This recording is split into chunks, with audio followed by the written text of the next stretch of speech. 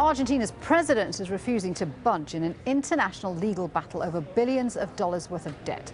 Cristina Fernández de Kirchner says she won't pay up despite losing an appeal at the US Supreme Court. The dispute dates back to Argentina's financial collapse in 2001 when it was unable to pay its debts. Most investors have agreed a new deal with the government, accepting as little as $25 for each dollar spent.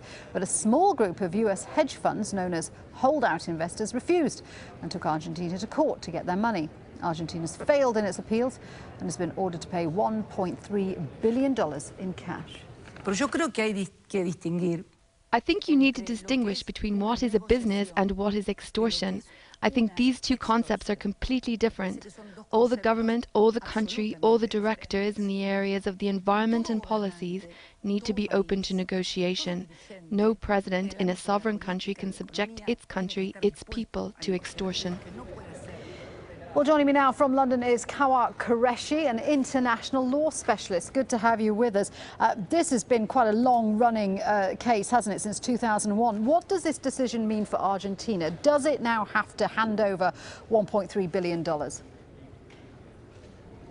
The context, as you point out, is quite lengthy. There was the collapse of the Argentinian currency, the delinking with the dollar, and as a result, Argentina faced an onslaught of claims by many private investors. I acted for private investors in claims against Argentina, with the result that there are dozens of outstanding judgments.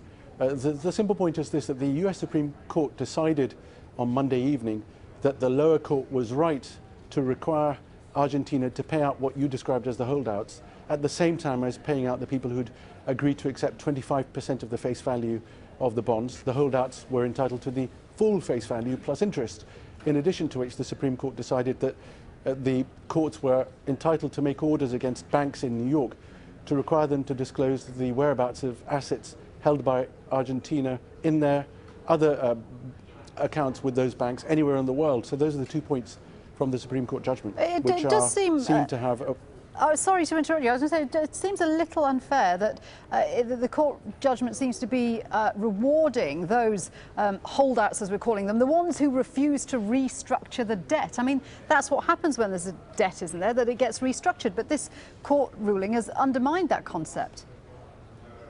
Well, that certainly is the position of the Argentinian government and of the bondholders who comprise the 93% who agreed the restructuring in 2005-2010. But ultimately, we need to look at what this is about. This is really about a contract, a bond instrument, which contained provisions for payment, and it contains provisions for jurisdiction. Pursuant to the bond instrument, the Argentinian government waived its immunity from the jurisdiction of the US courts. It's waived its immunity from enforcement measures.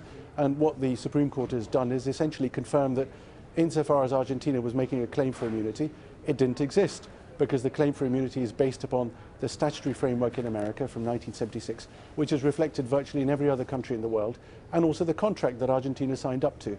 It may be that in future states will be a little bit more careful as to what they sign up to, and there may also be ramifications for assets, because the Argentinian government position was supported by the US government. The US government participated in the proceedings and urged the US Supreme Court not to allow the process which the bondholders, the holdouts, were seeking to enforce because of the ramifications for US international relations and also, no doubt, for the financial markets. OK, and finally, what is this going to mean for Argentina's economy? Because they've been in debt for a very long time now.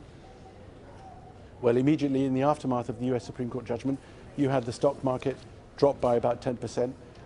We mustn't forget, though, that in fairness to Argentina, it has been trying to negotiate settlements for its debts. And the likely scenario here is not that the NML/holdout bondholders will chase Argentina all over the world, but there's likely to be a settlement process, as has happened with virtually all of the other debts that Argentina owes as a result of the financial crisis. Kawa Qureshi, thank you very much indeed for joining us live from London there.